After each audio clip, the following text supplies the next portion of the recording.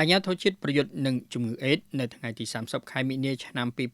2026បានបើកកិច្ចប្រជុំក្រុមការងារអន្តរក្រសួងតាមដានគោលនយោបាយជាតិបញ្ចប់អេដស៍និងចីរភាពកម្មវិធីអេដស៍សម្រាប់ឆ្នាំ2023-2028ក្រោមអធិបតីភាពអាដាមទេសរដ្ឋមន្ត្រីអៀងម៉ូលីប្រធានអាជ្ញាធរជាតិប្រយុទ្ធនឹងជំងឺអេដស៍កិច្ចប្រជុំនេះមានការចូលរួមពីអាដាមលោកជំទាវលោកស្រីជាសមាជិកក្រុមការងារអន្តរក្រសួងតាមដានគោលនយោបាយជាតិបញ្ចប់អេដស៍និងចីរភាពកម្មវិធីអេដស៍របស់រាជរដ្ឋាភិបាលនិងសមាជិកក្រុមការងារបច្ចេកទេសនៃអាជ្ញាធរជាតិប្រយុទ្ធនឹងជំងឺអេដស៍មកពីបណ្ដាក្រសួងស្ថាប័នរាជធានីខេត្តសរុបចំនួន72រូបនិងតាមរយៈចូលរួមដោយផ្ទាល់និង34គណនីតាមប្រព័ន្ធនិម្មិតកិច្ចប្រជុំនេះមានគោលបំណងមួយពិនិត្យនៅវឌ្ឍនភាពនិងបញ្ហាប្រឈមនៃការអនុវត្តគោលនយោបាយជាតិបញ្ចប់អេដស៍និងចីរភាពកម្មវិធីអេដស៍សម្រាប់ឆ្នាំ2023-2028ពីជំរុញសកម្មភាពអន្តរវិស័យឆ្លើយតបនឹងមេរោគអេដស៍របស់ក្រសួងស្ថាប័នរាជធានីខេត្ត3យន្តការច្នៃប្រឌិតក្នុងការគៀង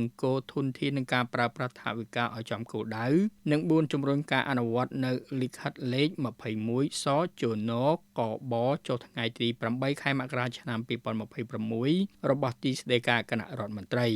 អាដាមទេសរដ្ឋមន្ត្រីអៀងម៉ូលីបានបញ្ជាក់ពីការបដិញ្ញាចិត្តខ្ពស់ក្នុងស្មារតីទទួលខុសត្រូវរួមគ្នាក្នុងការអនុវត្តដើម្បីឈានទៅសម្រេចបាននូវគោលដៅយុទ្ធសាស្ត្រជាតិដែលរាជរដ្ឋាភិបាលបានដាក់ចេញអាដាមទេសរដ្ឋមន្ត្រីបានលើកឡើងពីសមិទ្ធផលដែលបានសម្រេចជោគជ័យនៃការឆ្លើយតបនឹងមេរោគអេដស៍កន្លងមកដែលធ្វើឲ្យអត្រាផ្ទុកមេរោគអេដស៍នៅកម្ពុជាបានធ្លាក់ចុះជាបន្តបន្ទាប់ពីមួយឆ្នាំទៅមួយឆ្នាំមកត្រឹម0.5% ឆ្នាំ2024អាដាមទេសរដ្ឋមន្ត្រីក៏បានបញ្ជាក់ពីបញ្ហាប្រឈមមួយចំនួនផងដែរដែលយោងលទ្ធផលឆ្នាំ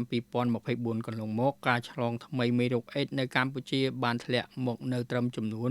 1200ករណីប៉ុន្តែនៅឆ្ងាយពីគោលដៅយុទ្ធសាស្ត្រជាតិបានកំណត់ប្រមាណជា200ករណីក្នុងមួយឆ្នាំចំណែកក្រមប្រជាជនគន្លឹះនៅមានអត្រាផ្ទុកមេរោគអេដស៍ខ្ពស់នៅឡើយបើធៀបជាមួយប្រជាជនទូទៅ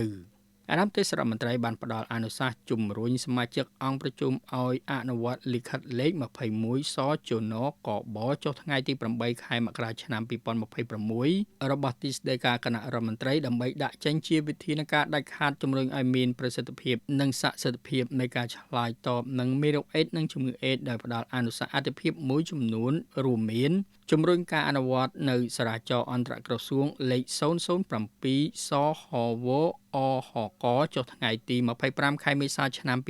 2025ដែលផ្ដល់លទ្ធភាពឲ្យរដ្ឋបាលថ្នាក់ក្រោមជាតិអាចចាត់ចែងនិងប្រើប្រាស់ថវិកាសេវាដើម្បីឆ្លើយតបនឹងមេរោគអេដស៍ពន្លឿនសេវាបង្ការនិងកិច្ចគាំពារសង្គមសម្រាប់ប្រជាជនគន្លឹះដោយត្រូវបន្តសហការយ៉ាងស្អិតរមួតជាមួយគណៈអភិបាលរាជធានីខេត្តដើម្បីជំរុញនិងលើកទឹកចិត្តក្រុមប្រជាជនគន្លឹះនិងពន្លឿនយន្តការចុះបញ្ជីផ្ដល់ប័ណ្ណមូលនិធិសមត្ថភាពសុខាភិបាលដល់ក្រុមគោលដៅទាំងនេះឲ្យបានឆាប់រហ័សនិងទូលំទូលាយបំផុតដើម្បីធានាបាននូវកិច្ចគាំពារសង្គមនិងសេវាសុខាភិបាលប្រកបដោយសមធម៌និងបរិយាបន្នបង្កើនការអង្កេតនិងការឆ្លើយតបទៅនឹងអេរយាប័តប្រឈមថ្មីៗដោយត្រូវបង្កើនការអង្កេតតាមដានយ៉ាងយកចិត្តទុកដាក់លើនិន្នាការនិងអេរយាប័តប្រឈមថ្មីៗជាពិសេសតាមរយៈវិធីសាស្ត្រចម្រុះជំរុញយុទ្ធសាស្ត្រប្រើប្រាស់ស្រោមអនាម័យ 100% ដោយបន្តផ្សព្វផ្សាយនិងរឹតបន្តឹងការអនុវត្តសារាចរណ៍លេខ20សរចុះថ្ងៃទី19ខែធ្នូឆ្នាំ